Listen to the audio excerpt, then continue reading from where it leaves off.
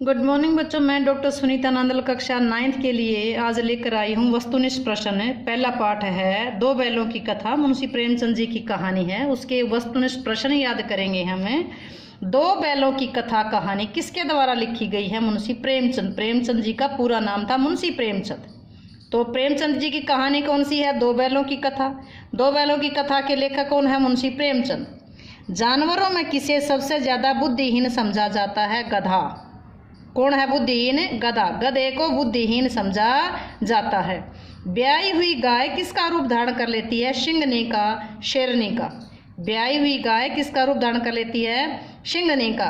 गधा किस महीने में एक आध बार कुलेल करता है? वैसाख के महीने में। कौन से महीने में? वैसाख के महीने में गधा एक आध बार कुलेल में वो खुश होकर के जब वो यानी कि मस्ती करता है तो उसको कहेंगे कुलेल। गधे की मस्ती करने को कहेंगे कुलेल। लेखक के अनुसार गधे में किन के गुण पराकाष्ठा चरम सीमा को पहुंच गए हैं? किसके गुण? ऋषि मुनियों के। जैसे गधे ने ऋषि मुनियों के सारे गुण धारण कर रखे हों। लेखक के अनुसार गधे में किन के गुण पराकाष्ठा को पहुंच गए हैं? ऋषि मुनियों के। एक बार फिर देखेंगे।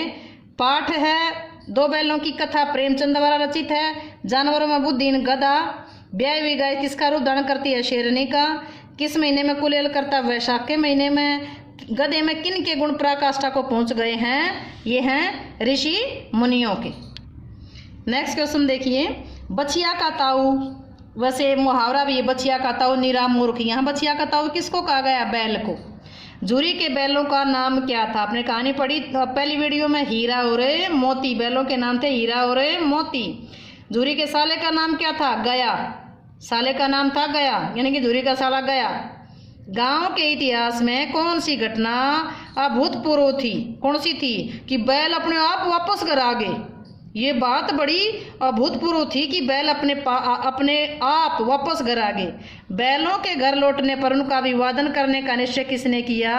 बाल सभा ने, जो गांव के छोटे छोटे बच्चे थे, कि इनका बैलों का स्वागत करेंगे।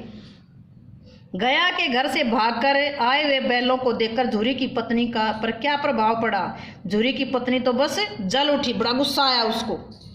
झुरी की पत्नी जल उठी। दूसरे दिन गया बैलों को कैसे ले गया?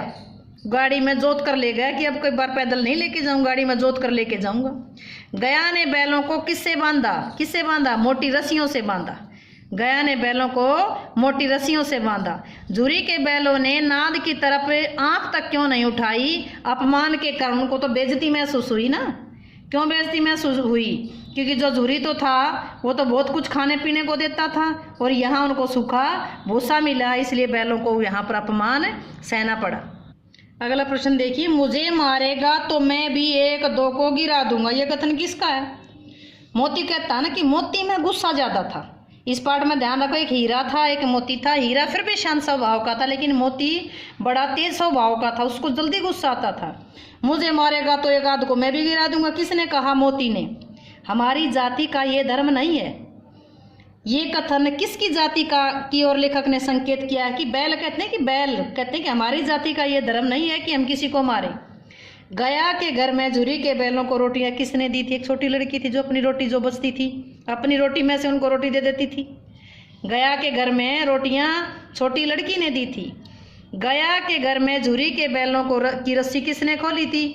वो रस्सी भी किसने खोली थी? छोटी लड़की ने खोली थी। हीरा मोती भूख से व्याकुल होकर के क्या चरने लगे? मटर। क्या चरने लगे वो खेत में? मटर।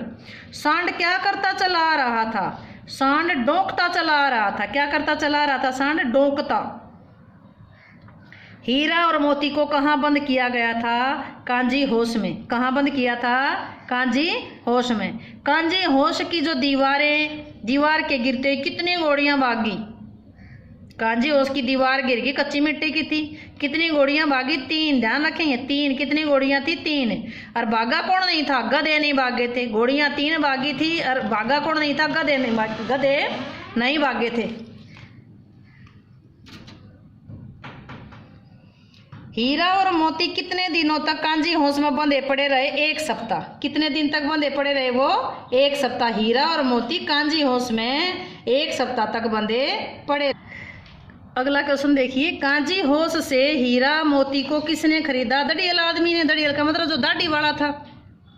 हीरा मोती उन्मत्त होकर किसकी तरह कुलेले करते हुए घर की ओर भागे, बछड़े की तरह उछलते हुए। झूरी ने अपने बैलों को देखते ही क्या किया, गले से लगाया।